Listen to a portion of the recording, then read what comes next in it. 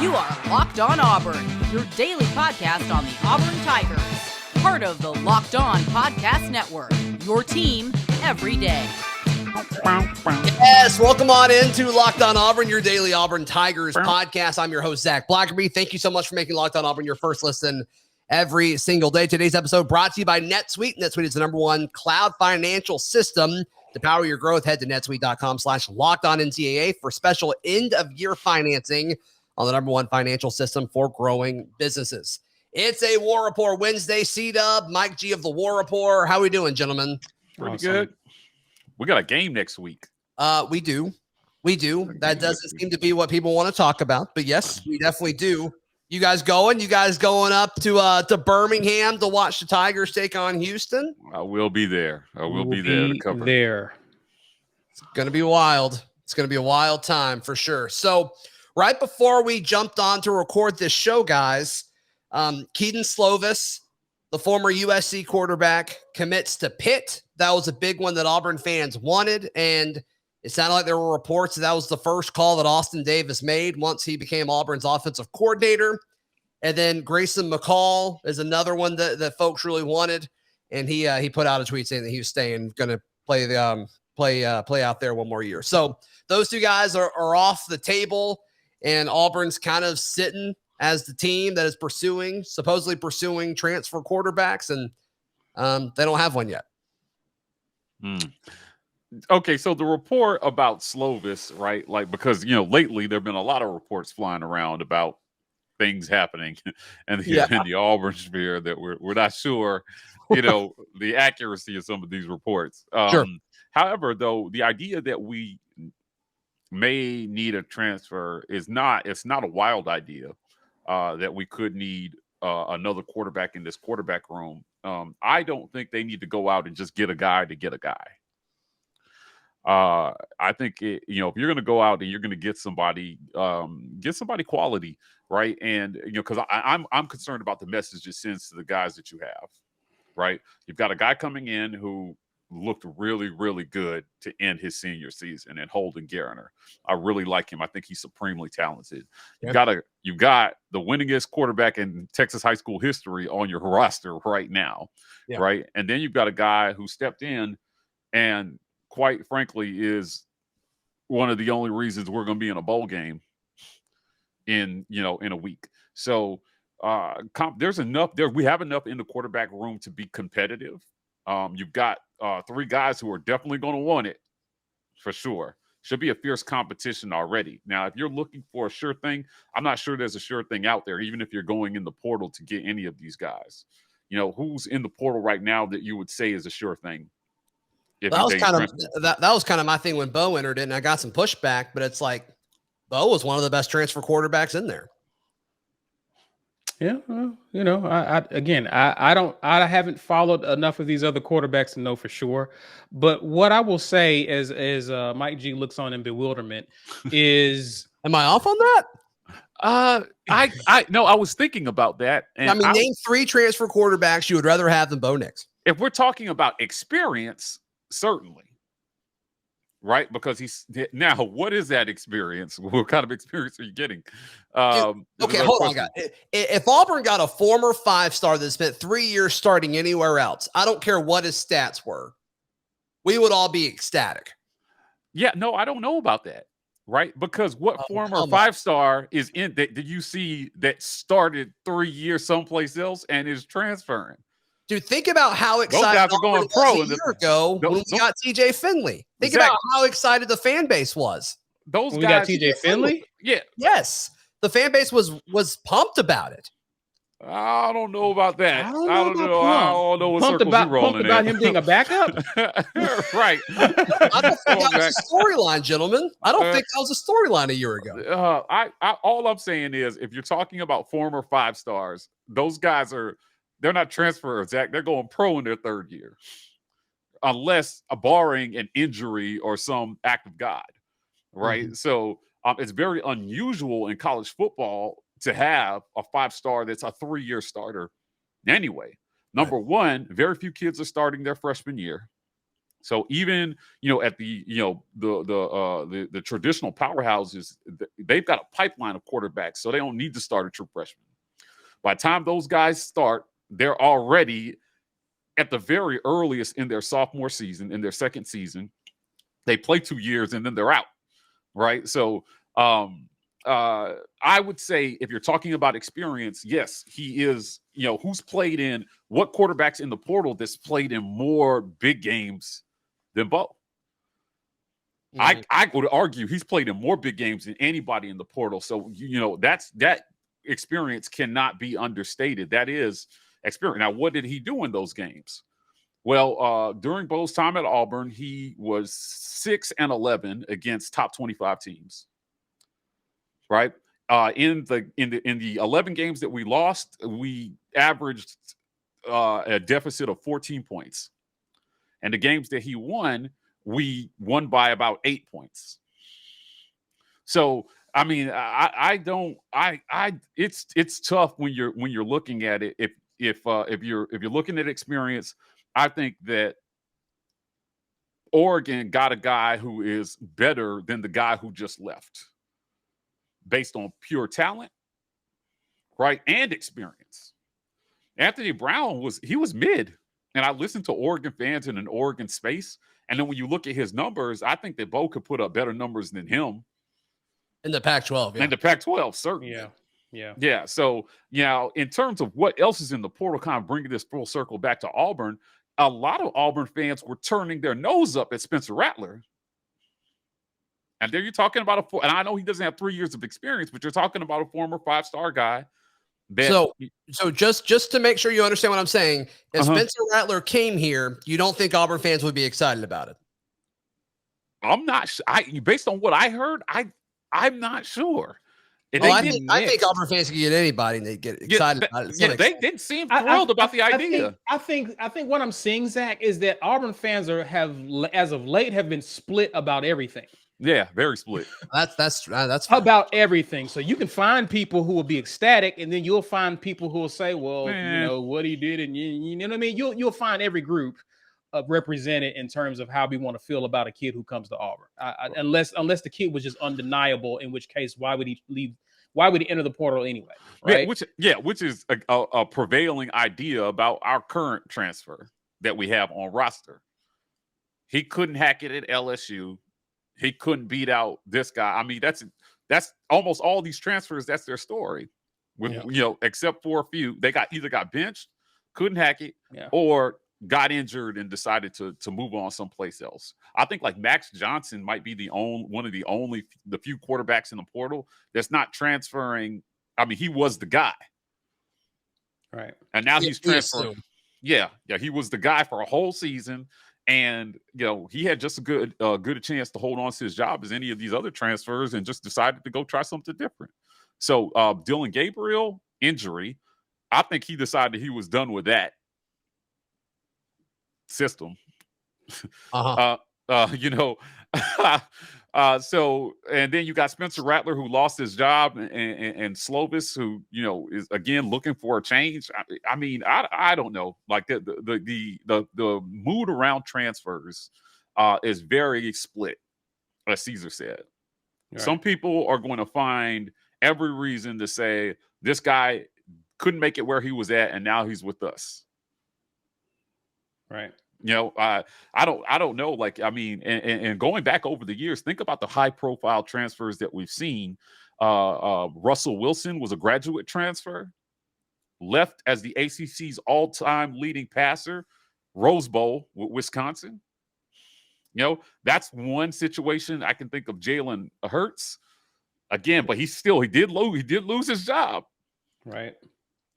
But made the Heisman finalist the next year at Oklahoma. It's not an exact science, but I just think if you have a guy who's had some success and they do want to play for your program, that's an upside. Fit's just so important. Fit is just so important when you talk about quarterback play and offenses and things that go along with that. It's a War Report Wednesday. I've been telling you all season about Prize Picks. If you haven't signed up, what are you waiting for? Bowl season, perfect time to hop on. Also, college basketball, really cranking things up. Anybody that makes a deposit right now, just use promo code Locked On. You'll receive 100% instant deposit match of up to $100. Just use that promo code Locked On. You pick 2 to 5 players and over/under on their projections. You can win up to 10 times any entry, and it's just you versus the projected numbers. Don't hesitate to check out prizepicks.com and use promo code Locked On, or go to your app store and download the app today. Prize Picks is daily fantasy made easy. Also, hey, this is it. The putt to win the tournament. If you sink it, the championship is yours, but on your backswing, that hat falls over your eyes. Is this how you're running your business? Poor visibility because you're still relying on spreadsheets and outdated finance software. To see the full picture, you need to upgrade to NetSuite by Oracle. Over 28,000 businesses already use NetSuite. For the new year, NetSuite has a new financing program for those ready to upgrade at netsuite.com/locked. Head to netsuite.com/locked. It's a War Rapport Wednesday. Gentlemen, what are folks missing out on if they are not subscribed to the War Rapport? You are missing on, first off, if you're not an insider, you're missing out on an opportunity to enter a drawing to win tickets to the Birmingham Bowl. We've actually have blessed a few of our insiders, some of our lucky ones, with tickets to the game. We've actually been doing that all season, giving people tickets to the home football games. And that's what we're doing for the bowl season. Off season, we have a lot of great content. You definitely want to check us out. A lot of cool things we're doing with film review. It's just going to be a really loaded off season, more content on the way. You definitely want to hit us up. You can find us on YouTube. We're part of the Auburn community, so definitely go there and you can actually check us out. If you want to listen to us in the car or on the treadmill, you can find us where podcasts are streamed. Fantastic. Yeah, you guys do a fantastic job. Being an insider, it's worth every penny over at the War Rapport. So kind of going back to the initial question before we got off on that tangent there. If Auburn doesn't land a quarterback, what's your confidence going into spring and then, possibly into even in the fall? It's surprisingly very confident. I'm looking for Auburn to get to a point where we don't have to rely on transfers.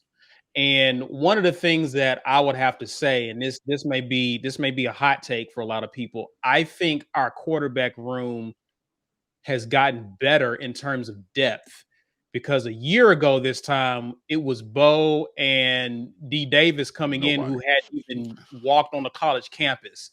Now we have 3 guys who this coaching staff feels like they can at least trust moving forward, provided they win out or show something in spring.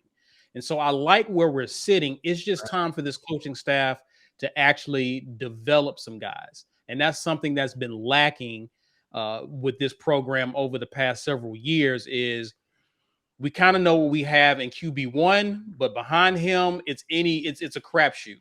And so what I want to see is some development with Davis. I want to see Holden get in there and get acclimated. I don't expect, unless he's just some type of special talent, I don't see him being much of a factor. But I want to see us do something with the kids we're bringing in out of high school.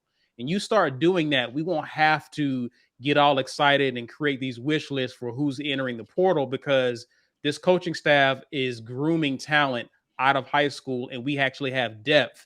By which, if QB1 goes down, as we saw last year, we have confidence that we can just plug and play another QB to run the offense as Harsin needs. So that's what I'm looking for, Zach, is regardless if we swing and miss on the portal, if we don't find a fit, we have 3 talented QBs that we just have to develop and work with. We do have quarterbacks, guys. So I'm not willing to panic if we don't get anyone out of the portal, because I like who we already have on campus. Yeah.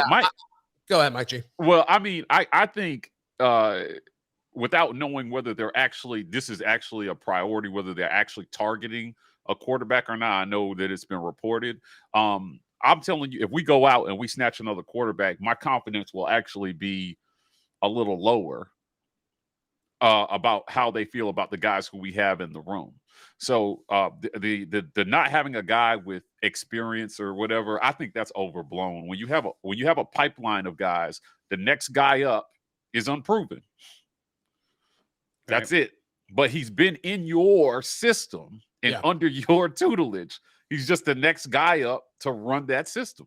That's how everybody else is doing it. Then the question is, how different is the system from last year to this year? Like, how much of it was Great. Mike Bobo and how much of it's Brian Harsin? That's an important question. We have some answers from that. On TJ Finley has been asked about how it's been, with Harsin kind of running the show. And he said the terminology is the same. That's good. Right. And there are similarities. It's just that there's a little bit different tempo to it. There's a different feel, but the base of it is the same. So that gives me more confidence that at least Brian Harsin had enough of his fingerprints on what we had, that at least for the bowl game, the quarterbacks feel comfortable that this is something that they can run confidently against Houston. Yeah, and I bet the plays that they have, they're going to hold on to. I just think you're going to see more runs than you will passes. And you may have seen that anyway, just based on, whoever the quarterback is in 2022. But I just think with Tank and, obviously with Jones, just another year with Jarquez, you got to think that that's going to be the focal point of the offense. And I think Auburn's going to have a hard time getting receivers on campus. So I think that's kind of where you're going to be forced to go in 2022. Yeah, well, I think that's also a part of the identity that Harsin has preached since he got here on campus. He wants to be a downhill rushing attack. So that plays into what he wants to do. Yeah, you're going to need to get some receivers on campus. You're going to need to have a passing game, because being one-dimensional in the SEC is a recipe for disaster. But I just foresee in this bowl game and moving forward, we're going to play to our strengths. Tank has been one of our best players on offense. Right. So it's I think one of the things that was egregious at times last year is we didn't use him enough. Right. And so I think Harsin having control of the offense going into the bowl game, moving forward with Austin Davis as OC, I think he wants to play to the strengths of this team and take what the defense gives him. Also, with there being some changes at QB, Finley, this is being his third start. You want to make the games, you want to slow the game down for him, right? And you want to put him in situations and set him up to where he'll have some easy throws, take advantage of the defense, and you do that by trying to establish the run. There's some question marks up front with the O-line, so we're not quite sure how that will look against Houston, but I'm pretty sure that's the identity Harsin wants to reinforce moving forward. And that's what we heard over and over and over again, that 4th and 1 mentality. And when it kind of came down to it, that's not exactly what we saw. I think we will see more of that going into this season. BetOnline has you covered this holiday season with more props, odds, and lines than ever before as football continues its march through the bowl season. And obviously with the NFL marching towards the playoffs, BetOnline remains your number one spot for all sports action this season. Head to the website using your mobile device or your laptop or your desktop and sign up today, and you can receive a 50% welcome bonus on your first deposit. Just use promo code LOCKEDON to receive that 50% welcome bonus. BetOnline, where the game starts. Also, it's the holiday season, which means it's time to give the gift of health and nutrition. And of course, you can do that by giving a Built Bar, box of Built Bars to any loved ones, friends, family, whatever it may be. Head over to built.com. You can check out all the amazing flavors, and they're running a bunch of different limited time flavors as well during the holidays. And I can't recommend Built Bar enough. All of them covered 100% in chocolate. They're delicious. They're very high in protein, very low in calories. Be sure to check them out. So that's at built.com. Use promo code LOCKED15 to get 15% off your order. Final few minutes today on this War Report Wednesday. C-Dub, Mike G, hanging out with us. I haven't really talked a whole lot about the Birmingham Bowl. Are you guys talking about the Birmingham Bowl a lot over at the War Report? Yeah, we're about to get into it. Yeah, we've been saving that talk for closer to the bowl game, but it is creeping up. Y'all surprised that Auburn's a 2.5-point favorite? I'm surprised that hasn't moved at all. No, I'm blown away. I'm blown away. Okay, you are. Yeah, I am. I thought Houston would be favored by a few, and the fact that it hasn't moved at all blows me away. That might be a little bit of Vegas trying to tempt people. Yeah, trying to even out those bets on that side of the line, but also I think that's just a little bit of SEC respect. Probably right. So. I mean, we played the second hardest schedule in the country. Mm-hmm. Houston undoubtedly did not. So, Houston starters are playing. Auburn starters, about half of them are playing. Does that factor in, or is the talent gap so wide it doesn't matter? I think it factors in for this team. Yeah, this team almost lost to Georgia State, so I think it factors in. Seems like so long ago. Houston had somebody pretty big that just declared that he wasn't playing in the bowl game. I forgot what the guy's name was. I saw his announcement on Twitter. They have somebody who is sitting out this bowl game to focus on the 2022 NFL draft. But what an important game for Auburn and Brian Harsin and his staff going into the offseason. I've got it real quick, Mike G. Marcus Jones, a junior cornerback, announced that he'd be opting out. So, yeah, junior at that, right? Junior corner. Yep. Yeah. So this is an important game for this staff. Get something positive on tape. This is a chance for more data collection. To get some guys out there, get something on film that you can evaluate going into the spring, identify strengths and weaknesses, and then build on that in the offseason so that you can get some guys ahead of the curve for 2022. Who's a young guy you guys would like to see? Don't say a quarterback in this one, but getting a lot of questions, who could step up on the defense. It's a young guy that maybe didn't play as much, or even possibly an offensive lineman. Anybody kind of come to mind, guys? Dylan Brooks. Joko Willis for me. Ooh, Joko Willis is an interesting one. Yeah, I want to see, because the opportunities are going to be there at linebacker, right? Yeah, I think Papo is still out. McClain is opt. I mean, the opportunity is there, so I'm looking to see who steps up at linebacker moving forward. Yeah, Dylan Brooks or Lee Hunter. Lee Hunter's a fun one. Yeah, I want to see. So folks in front of him are playing, right? Yes, they are. So that's, maybe he gets more reps in bowl practice, and Harsin just kind of puts more guys in to kind of say, hey, you got a chance. Go ahead and impress me. Yeah, rotate them in, keep them fresh. There's no reason, that he can't get a significant amount of snaps on defense, in this one. Now, it's not uncommon for redshirt freshmen who have not taken significant practice snaps all year to move up in the pecking order for snaps during bowl practice. Right. Can't be understated, right? That's pretty normal. So, you got a quarterback leaving, the next guy up is taking second team reps. Right. So I'm not sure that's an indication that they have a plan to actually play that player, but, it is kind of a signal of, where that pecking order stands, going into the next season. So yeah, it'll be fun to watch who they play. I'll be curious to see if there's any special packages designed for him in the game, and if Harsin goes to that. Given Finley's mobility and the fact that he's trying to get back to 100%, I'll be curious to see if we do see Davis for that reason alone at times. And he kind of gave that little tease in his presser of, he's getting snaps, he's getting reps in practice.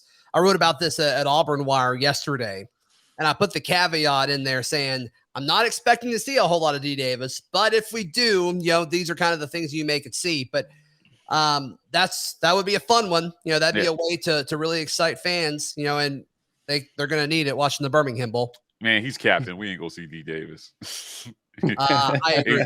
I believe he's getting more reps in practice. Sure, there's less quarterback, so that makes sense. I think that's encouraging that he is getting some reps in practice. I'm happy for his reps. I don't think there's a plan to play him unless it's an emergency. It's almost not worth it. It's almost just wait and let him go in the spring. But the guy I'm looking forward to seeing is Ro Torrance in a bigger role. Can he be a full-time guy on the outside? Obviously, Roger McCreary announced yesterday that he is declaring and opting out officially. I mean, we all knew this, but he is officially going to the NFL draft. We were on the edge of our seats, Roger. Appreciate that. But, can he be a solid full-time guy opposite Jalen Simpson going into the season? And obviously, Keandre Scott, the number one JUCO corner, committed. That spot is open as far as I'm concerned. So he needs to go ahead and kind of get that early jump on some of these young guys coming in. Drayshawn Miller is supposed to be getting time as well, too, in this one. They've been talking about him. How is moving up? I don't know. I don't know. Your guess is as good as mine. Now he gets a shot. Like what? Yeah, I don't know. This young man has been on Twitter saying that he's quietly biding his time and working hard behind the scenes. Well, if that's the case, And what a story, because he has to be so frustrated. And the fact that he still has the discipline to go out there and compete, he's got my respect. That's awesome. Yeah. He talked a good game when he left West Virginia coming here. He was supposed to be he's supposed to be doing what McCreary is doing right now, getting ready for the draft. That's the confidence he had. And so to have the season he had, he's ready to show what he can do. Yeah, I'm pulling for him. Mike G. C-Dub of the War Report. Once again, tell folks how they can support you guys and find your content and all that good stuff, please. And you can head on over to YouTube, The War Report. You can also find us TW Report on TikTok, at The War Report on Twitter and Instagram. And you can find us where podcasts are streamed. Fantastic. Gentlemen, thank you so much for your time. As always, we will chat again soon. This has been Locked On Auburn.